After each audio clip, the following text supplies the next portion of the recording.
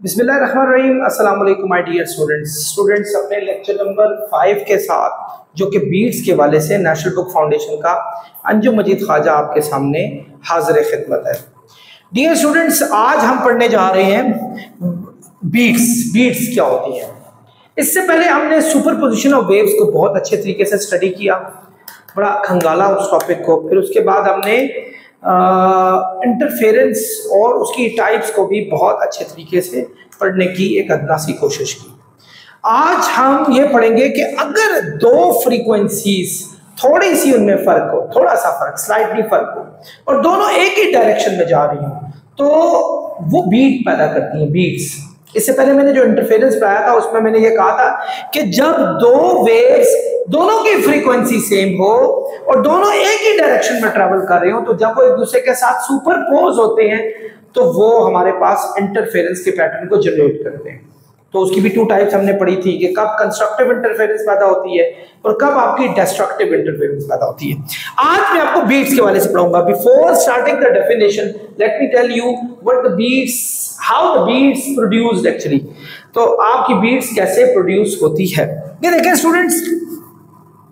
ये मैंने एक वेव पैदा कर ली। देखें ये वेव है, ये बहुत सारी वेव्स पैदा कर ली।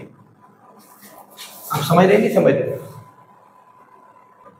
डियर स्टूडेंट्स, ये देखें, मैंने आपको अभी थोड़ी देर पहले बताया कि ये मैंने वेव्स प्रोड्यूस की, ये वेव प्रोड्यूस की और दूसरी वेव्स मैंने ये प्रोड्यूस की। इन दोनों की फ्रीक्वेंसी में थोड़ा सा फर्क है। एग्जाम्पल लेते हैं कि ऊपर वाले की जो फ्रीक्वेंसी है वो हमारे पास 20 हर्ट्ज है और नीचे वाले की फ्रीक्वेंसी जो है वो हमारे पास, ऊपर वाले की हमारे पास 20, नीचे वाले की 24 हर्ट्ज है। तो दोनों की फ्रीक्वेंसी में, यानी फ्रीक्वेंसी 1 हमारे पास 20 हर्ट्ज है और फ्रीक्वेंसी 2 हमारे पास 24 हर्ट्ज है। अगर मैं दोनों की फ्रीक्वेंसी को माइनस कर, फ्रीक्वेंसीज को, तो आप देखेंगे कि ये 4 हर्ट्ज आएगा। तो इसकी बीट को 4 हर्ट्ज कहते हैं। अब बीट होती क्या चीज है और ये क्यों माइनस हमने किया, क्वेश्चन मार्क हमारे पास ये। डियर स्टूडेंट्स, गौर से देखें, जब मैंने ये दो वेव्स पैदा की, इनमें चूंकि डिफरेंस ऑफ वेव्स था, एक जैसी वेव्स नहीं थी, क्योंकि किसी की फ्रीक्वेंसी कम थी, किसी की ज्यादा थी। ये देखें, इस पॉइंट पे ट्रफ है और इस पॉइंट पे क्रस्ट है। ये जब ट्रफ और क्रस्ट मिलेंगे तो ये एक दूसरे के इफेक्ट को क्या कर देंगे, कैंसिल आउट कर देंगे। ये मैंने आपको सुपरपोजिशन ऑफ वेव्स में पढ़ाया था कि जब ट्रफ और क्रस्ट एक दूसरे के साथ मिलते हैं, they cancel the effect of each other. But when trough and trough meet each other or crust meet each other, so they enhance the effect of each other. तो अब देखें, ये ट्रफ और ये क्रस्ट आपस में मिला, इसने एक दूसरे को खत्म कर दिया, तो नेट रिजल्ट हमारे पास 0 आ गया। यानी जब ये दोनों वेव्स सुपरपोज हुई, इस पॉइंट पर आपको किसी किस्म की आवाज सुनाई नहीं देगी, बिकॉज ये दोनों एक दूसरे को कैंसिल कर देंगे। लेकिन चलते हैं इस पॉइंट पर, यहाँ क्रस्ट है, यहाँ भी क्रस्ट है, क्रस्ट के साथ मिलेगा, so they gonna enhance the effect, ये इफेक्ट को एनहांस कर देगा। तो ये दोनों के मिलने से जो रिजल्ट आया वो मैक्सिमम रिजल्ट आ गया। इस जगह पर आपको इन दोनों की आवाज जो है ना वो काफी लाउड सुनाई देगी। इनफैक्ट मैक्सिमम लाउडनेस जितनी प्रोड्यूस हो सकती है वो सुनाई देगी। अब इस पॉइंट पर आए, ये देखें, ट्रफ और क्रस्ट मिल रहे हैं, so they are going to destroy each other. ये तो यहाँ आपको बिल्कुल आवाज सुनाई दे रही, और यहाँ देखें क्रस्ट और क्रस्ट मिल रहे हैं, आपको अच्छी खासी आवाज सुनाई दे रही। जहां क्रस्ट टोटल ट्रफ के साथ मिलेगा, यानी टोटल का मतलब है maximum crust, maximum point, maximum minimum point के साथ जहां मिलेगा वो एक दूसरे को कैंसिल आउट करेगा। जहां मैक्सिमम के साथ जोड़ेगा वहां आपकी अच्छी खासी लाउडनेस प्रोड्यूस होगी। सो स्टूडेंट्स, हमने क्या पढ़ा? व्हेन टू वेव्स, जब दो waves of slightly different frequencies, जब दो वेव्स हमारे पास स्लाइटली डिफरेंट हो, ठीक है, बहुत ज्यादा डिफरेंस नहीं होना चाहिए, ये भी मैं रीजन बताता हूं, और आर प्लेड साइमल्टेनियसली और एक दूसरे के बाद उनको प्ले किया जाए, then periodic alteration of sound between maximum and minimum loudness are produce. तो आपको जो उनकी जो मैक्सिमम और मिनिमम लाउडनेस होती है, जो पैदा होती है उसके अंदर डिफरेंस ऑफ फ्रीक्वेंसीज की वजह से, उसको बीट कहा जाता है। ठीक है डियर स्टूडेंट्स, ये डिफरेंस आमतौर पे 10 से ऊपर नहीं होना चाहिए। ये मेरी बात याद रखें। अगर 10 से ऊपर होगा तो आपको इनकी बीट भी सुनाई नहीं देगी। यानी मैं इसकी एग्जांपल यूं लेता हूं, पहले समझा देता हूं। फर्ज करो ये मेरे पास एक ट्यूनिंग फोक है और एक और ट्यूनिंग फोक ही है। इसकी जो फ्रीक्वेंसी है वो हमारे पास 256 हर्ट्ज है। इस ट्यूनिंग फोक की फ्रीक्वेंसी मेरे पास 250 हर्ट्ज है। जब मैं दोनों को रबर पैड पे मारकर और दोनों को जब सुनने की कोशिश करूंगा, साथ ही जोड़ूंगा, तो मुझे ऐसे फील होगा कि ये 1 सेकंड में, एक बात याद रखें, ये जो बीट पैदा होती है ये 1 सेकंड में पैदा होती है। ये जो 4 का फर्क है जो आया है ये 1 सेकंड में फर्क आया, क्योंकि फ्रीक्वेंसी का ताल्लुक 1 सेकंड में होता है। 1 सेकंड में कितनी वेव्स पैदा हुई है। अच्छा जब ये दोनों में करूंगा तो मुझे ऐसा फील होगा कि 1 सेकंड में 6 दफा आवाज में अप डाउन प्रोड्यूस हो रही है। यानी यूं करके maximum then minimum, maximum minimum आपके पास आवाजें पैदा होनी शुरू हो जाएंगी। Why? बिकॉज 6 जगह पर ऐसा होगा, ये जब आपस में मिलेंगे बिल्कुल इसी तरीके से, जब ट्रफ के साथ मिलेगा, ट्रफ क्रस के साथ मिलेगा वो कैंसिल करेगा, जब क्रस के साथ मिलेगा वो उसको इनहेंस करेगा। तो यहाँ 6 दफा ऊंची आवाज सुनाई देगी और 6 दफा आवाज आपको बिल्कुल भी सुनाई नहीं देगी। बिल्कुल इसी तरीके से ये हुआ। ये डिफरेंस 10 से ऊपर नहीं होना चाहिए, क्योंकि हमारा कान जो है वो 0.1 सेकंड से ज्यादा क्विकर आवाज को नहीं सुन सकता। ये 0. सेकंड मैक्सिमम मिनिमम जो आवाज है जो हमारे कान में पड़ती है। If anything is quicker than this, then हम उसके बीच में डिस्टिंग्विश कर ही नहीं सकते।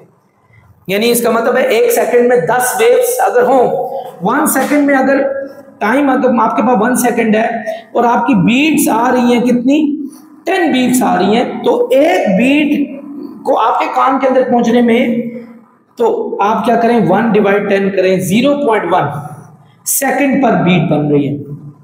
यानी ये ठीक है आपके कान में पड़ जाएगी। But if you go beyond 10, अगर 10 से ऊपर चले जाएं तो वो बीट इतनी तेजी से आपके कान में पड़ेगी कि आपको पता ही नहीं चलेगा, आपको सुनाई नहीं देगी। तो इसलिए इसके अंदर स्लाइटली डिफरेंट फ्रीक्वेंसीज होनी चाहिए। It shouldn't be very much frequencies, very high frequencies. Beats produce तो हो जाएंगी but you can not hear that, आप उनको सुन नहीं सकते। So students, actually beat is the difference of maximum and minimum frequencies. I hope students आप लोगों को ये अच्छे तरीके से समझ आ गई हो। स्टूडेंट्स, बीट हमारी लाइफ में बड़ी इंपॉर्टेंट भी है, उसकी कुछ एप्लीकेशंस भी हैं, जिनमें एक बड़ी इंपॉर्टेंट एप्लीकेशन है अगर आपके म्यूजिकल इंस्ट्रूमेंट्स में कुछ फर्क आ जाए। फर्ज करें मेरे पास एक म्यूजिकल इंस्ट्रूमेंट है और उसमें कोई फॉल्ट आ गया, मैं जब किसी के पास जाऊंगा और उसको कहूंगा कि भाई इसको ठीक कर दे, तो वो ठीक करने के लिए बीट का प्रोसेस यूज करते हैं। वो क्या करते हैं कि वैसा ही म्यूजिकल इंस्ट्रूमेंट लाकर और उसको साउंड करते हैं, उसका साउंड प्रोड्यूस करते हैं और इसका भी साउंड प्रोड्यूस करते हैं। फिर इसका तब तक इलाज करते रहते हैं जब तक बीट खत्म नहीं हो जाती। देखिए मेरी बात सुने, musical instrument is all about frequencies. मतलब अगर एक म्यूजिकल इंस्ट्रूमेंट की फ्रीक्वेंसी आपके पास 10 हर्ट्ज है, 200 हर्ट्ज है फर्ज करें, और दूसरा म्यूजिकल इंस्ट्रूमेंट है उसकी 197 हर्ट्ज है, तो इसका मतलब है इसमें फॉल्ट है। व्हाई?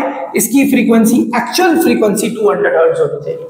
तो वो क्या करेगा, वो दोनों म्यूजिकल इंस्ट्रूमेंट को जो प्ले करेगा और जब तक बीट आती रहेगी वो इसको ठीक करने की कोशिश करेगा। जब वो समझेगा कि अब दोनों में बीट नहीं आ रही, इसका मतलब है this musical instrument is now repaired. तो म्यूजिकल इंस्ट्रूमेंट को ठीक करने के लिए बीट यूज होती है। इसके अलावा और भी बहुत सारे इसके फायदे हैं।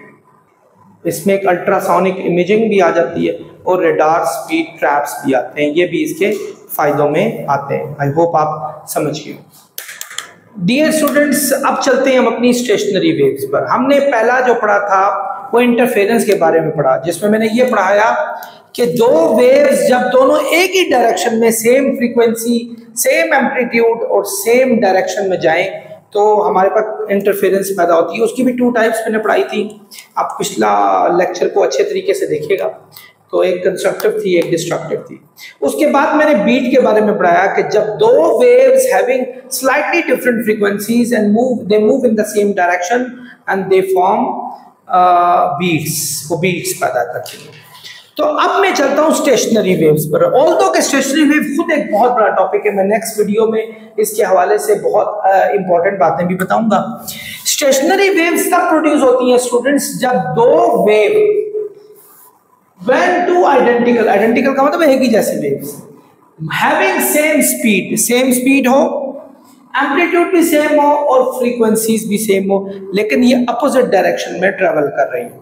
यानी अगर एग्जांपल एक वेव आपकी यहां से आ रही है यानी यू सी, और दूसरी वेव आपकी यहां से यहां जानी चाहिए यानी यहां, तो जब ये आपस में मिलेंगी, बट याद रखें इसकी और इसकी फ्रीक्वेंसी सेम होनी चाहिए। इसकी और इसकी डायरेक्शन, फ्रीक्वेंसी का मतलब है एक सेकंड में सेम नंबर ऑफ वेव्स पैदा हो रही हो, डायरेक्शन डिफरेंट होनी चाहिए, लेकिन इसकी एम्पलीट्यूड भी सेम होना चाहिए। तो जब ये एक दूसरे से मिलेंगी तो ये हमारे पास स्टैंडिंग वेव्स, इसको स्टैंडिंग वेव्स भी कहते होते हैं, स्टैंडिंग वेव्स या स्टेशनरी वेव्स पैदा करेंगी। देखें स्टूडेंट्स, आप जरा इन चार को देखें। जब आपकी वेव ट्रेवल करती है तो कोई भी टाइम ले लें, कोई भी टाइम, जैसे 5 सेकंड ले लें। 5 सेकंड में अगर एक वेव दूसरी वेव के साथ सुपरपोज होती है अपोजिट डायरेक्शन में, ये दोनों अपोजिट डायरेक्शन में, तो हम उनको 4 टाइम्स में 4 टाइम्स में जो है ना शिफ्ट कर देते हैं। फर्ज करें एक टाइम हमारे पास जो है वो t0 है, यानी 0 टाइम में जब प्रोड्यूस हुई, फिर चौथा हिस्सा जब आपके पास उसका 4th टाइम रह गया, मतलब फर्ज करो अगर वेव आपकी इस पोजीशन पे थी, आगे जाके जब इस पोजीशन पे यानी ये वाला हिस्सा रह जाए, ये वाला पॉइंट इधर आ जाए, ठीक है, और तीसरा हिस्सा जब आपका ये वाला हो जाए, और चौथा हिस्सा हमारे पास जब ये एग्जैक्टली निचली एक्सट्रीम पर हो, यानी यहाँ मीन पर, अपर एक्सट्रीम पर, फिर लोअर मीन पर, फिर लोअर एक्सट्रीम पे हमारे पास आ जाए। ये दो हमारे पास, ये 4 हिस्से हैं वेव्स के। यानी वेव आप देखो पहले कहाँ होती है, मीन पर, फिर एक्सट्रीम, फिर मीन, फिर extreme, I am sorry, mean, upper extreme, mean, lower mean and lower extreme, फिर मीन, फिर एक्सट्रीम, मीन, एक्सट्रीम, यूं आपकी जो है ना, ये हम इनको 4 हिस्सों में डिवाइड कर देते हैं। हमने 2 वेव्स को किया, एक वेव यहाँ ट्रेवल कर रही थी, दूसरी वेव यहाँ से वहां ट्रेवल कर रही है। हमने ये किया कि ये इसके हमने 7 हिस्से कर दिए। यहाँ इसकी लोअर मीन पर थी हमारे पास, यहाँ भी लोअर मीन पर थी, मीन पर थी, लोअर मीन पर थी। जब ये दोनों इसके पाथ, यानी जब ये दोनों इधर उधर से आई और आपस में सुपरपोज हुई, तो मीन वाला मीन के साथ हमारे पास जब ऐड अप होगा तो रिजल्ट 0 देगा। ये एक्सट्रीम है, ये एक्सट्रीम के साथ मिलेगा, ये हमारे पास कौन सा रिजल्ट देगा, मैक्सिमम रिजल्ट देगा। आपने देखा ये मैक्सिमम रिजल्ट मिल रहा है। इसी तरह ये देखें, ये मीन के साथ ये मीन रिजल्ट देगा। ये लोअर एक्सट्रीम आपस में मिलकर लोअर एक्सट्रीम वैल्यू ऐड करके दे देंगे। तो हमारे पास यानी जो पहला जो टाइम 0 हुआ तो आपके पास मैक्सिमम रिजल्ट हासिल होते जा रहे हैं, आप देखें। लेकिन यही वेव जब थोड़ी सी आगे ट्रेवल हुई, मतलब अभी ये वाला पाथ था, अब जब ये वाला पाथ हमारा आया, आगे ट्रेवल हुई, तो ये जो थी, जो उधर से आ रही थी, वो वेव हमारे पास एक्सट्रीम पर थी, जबकि ये हमारे पास लोअर एक्सट्रीम पर थी। तो जब हम इनको ऐड कर देंगे तो नेट रिजल्ट हमारे पास क्या बन जाएगा स्टूडेंट्स, 0 बन जाएगा। यानी एक्चुअली ये 0 रिजल्ट भी हमारे पास आएंगे। ये इसी तरह देखें, ये एक्सट्रीम है, ये एक्सट्रीम, अपर एक्सट्रीम है, ये भी हमारे पास, यानी ये टोटल 0 रिजल्ट आएगा। यानी एक वेव ऊपर की तरफ जा रही है, दूसरी नीचे की तरफ जा रही है। यानी एक्चुअली हो यूं रहा है कि आपकी वेव ये यूं जा रही है तो दूसरी आपकी यूं आ रही है, और वो एक दूसरे को डिस्ट्रॉय कर देगी, और डिस्ट्रॉय होकर रिजल्ट हमारे पास क्या हो जाएगा, 0 हो जाएगा।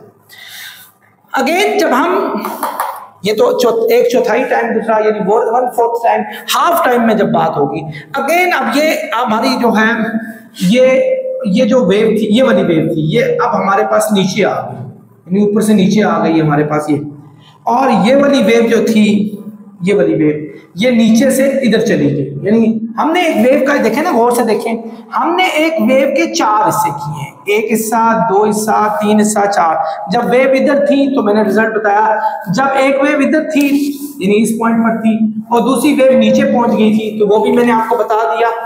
अब इधर आए जरा गौर से, ये वाली वेव ऊपर से नीचे आ रही है, ऊपर से नीचे मतलब ये आ रही है, तो देखें इस ये हमारे पास नीचे चलेगी मीन पर, और जब ये वाली जो थी ये हमारे पास ऊपर चलेगी, इस पोजीशन पर चलेगी हमारे पास।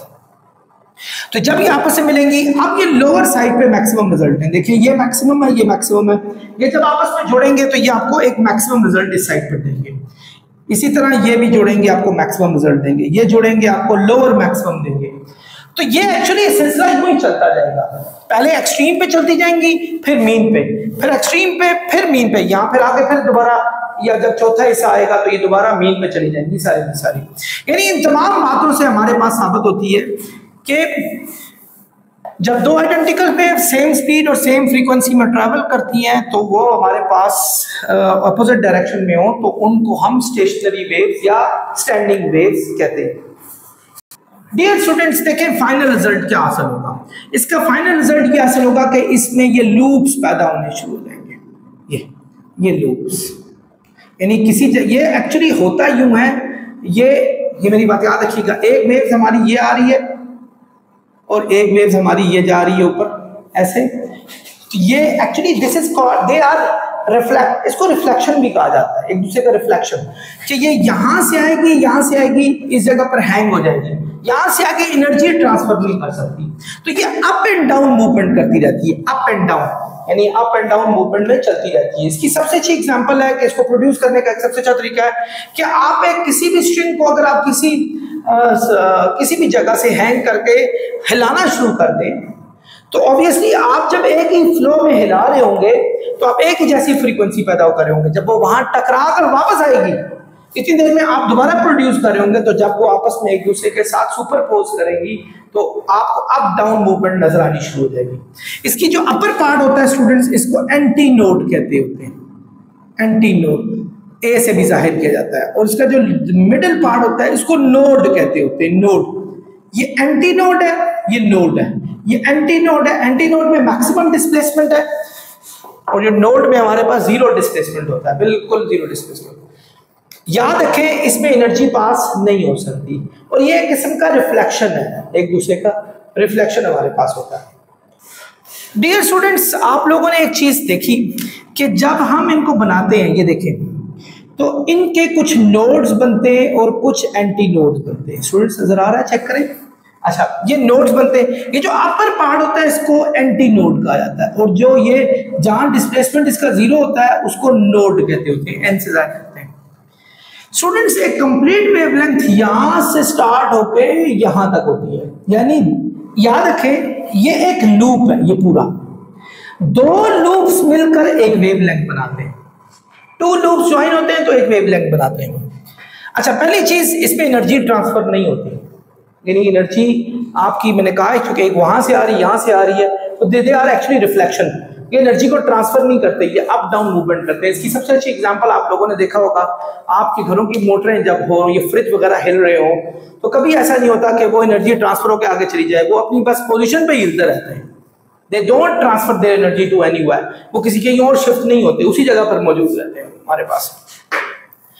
The distance between two successive node, ये देखें दो सक्सेसिव नोड, एक नोड ये, एक नोड ये, इसको हाफ वेवलेंथ कहा जाता है, या इवन दो एंटी नोड के बीच का डिस्टेंस, ये दो एंटी नोड यहां से यहां तक, यहां से यहां तक, इसको भी हाफ वेवलेंथ कहते हैं। तो याद रखें एक नोड से the distance between adjacent node and anti node, यानी इस एंटी नोड, जब ये पूरा लूप हाफ वेवलेंथ बना रहा है तो इस नोड से इस एंटी नोड तक हाफ का भी हाफ हो जाएगा, यानी 1/4 वेवलेंथ हो जाएगी। यानी यहां से आप 1/4 वेवलेंथ, यहां से आप 1/4 वेवलेंथ, तो ये पूरी हाफ वेवलेंथ हो गई। 1/4 वेवलेंथ, 1/4 वेवलेंथ, ये पूरी की पूरी हाफ वेवलेंथ होगी। तो ये मिलकर हमारे पास एक पूरी वेवलेंथ बना रहे होते हैं। तो ये है स्टूडेंट स्टेशनरी वेव का एक जनरल व्यू। आई होप स्टूडेंट्स आप लोगों ने इसको समझा होगा। तो नेक्स्ट टॉपिक तक आपसे खुदाहाफिज चाहूँगा। इंशाल्लाह नेक्स्ट टॉपिक्स के जो रह गए हैं इस चैप्टर के, वो भी जल्द ही आपके पास दस्तयाब होंगे। अल्लाह हाफिज़।